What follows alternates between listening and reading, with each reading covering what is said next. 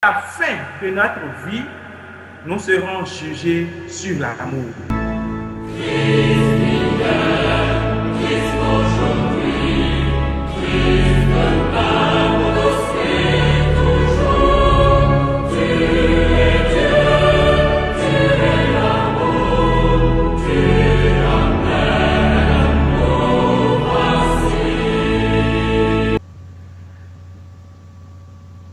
Chers amis, nous arrivons à la conclusion de l'année liturgique A, avec la célébration de la solennité du Christ, roi de l'univers.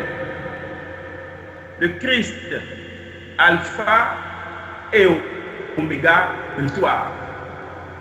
Le Christ, principe et fin de l'histoire. Celui vers qui converge toute l'histoire humaine.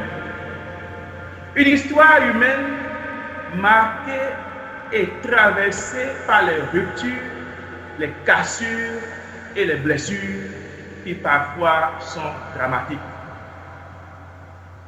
Et c'est précisément au cœur de cette histoire humaine que s'élève sur la montagne de Sion la voix grave, pleine d'espérance, de joie et de foi d'un homme, d'un psalmiste.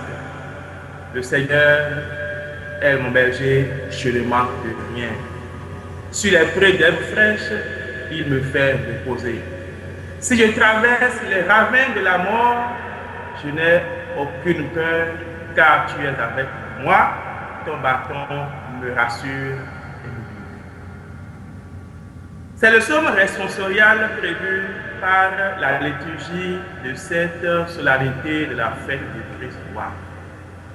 Et cette assurance du psalmiste qui chante sa foi, sa confiance dans le Seigneur, berger de l'humanité, cette assurance se voit confirmée dans la première lecture de la liturgie de la parole de ce jour.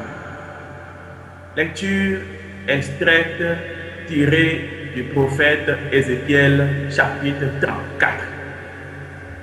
Le Seigneur, dans cette première lecture, décide lui-même d'aller à la recherche de ses brebis égarées. Décide d'aller à la recherche des brebis perdues, dispersées. Le Seigneur décide de soigner, de prendre soin lui-même de ses brebis malades. Le Seigneur décide de reprendre en main son troupeau.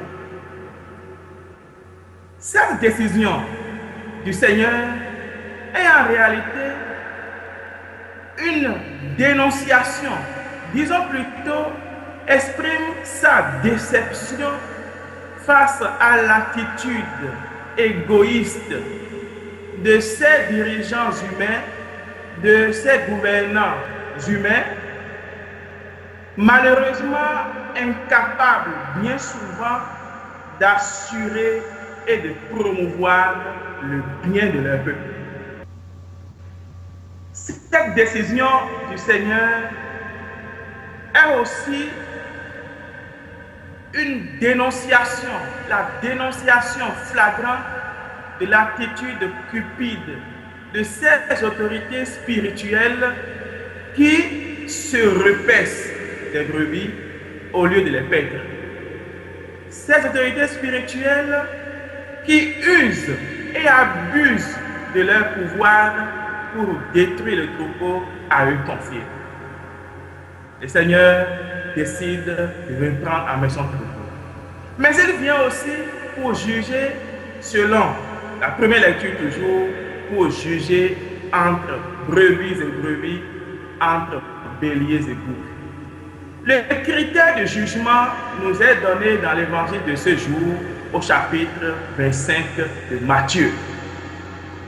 Tout ce que vous aurez fait à l'un de ces petits qui sont mes frères, c'est à moi que vous l'avez fait. Le critère de jugement est donc le critère de l'amour. Saint Jean de la Croix dit justement qu'à la fin de notre vie, nous serons jugés sur l'amour. Sans l'amour, l'existence humaine, l'existence chrétienne n'a pas de sens.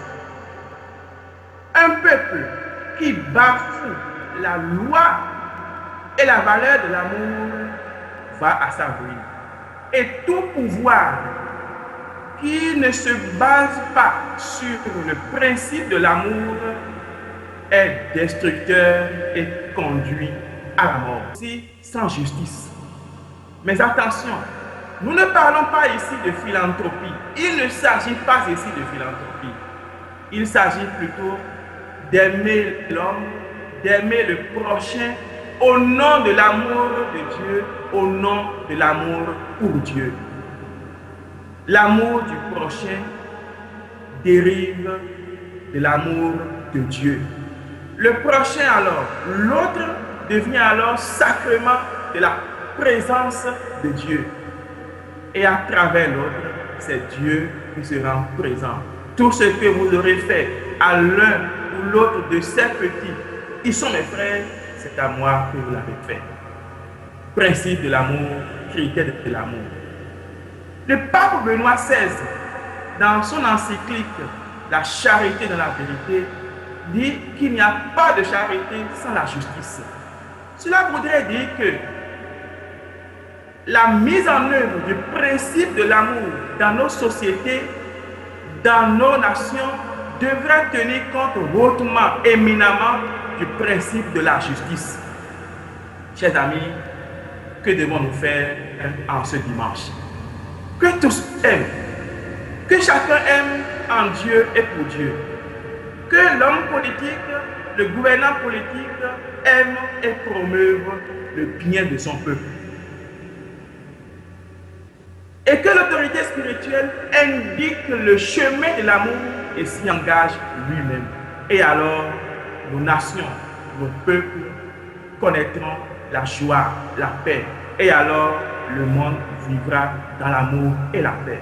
Que le Christ, roi de l'univers, vous bénisse et vous aide, nous aide tous à grandir dans l'amour. Le Seigneur soit avec vous. À la fin de notre vie, nous serons jugés sur l'amour.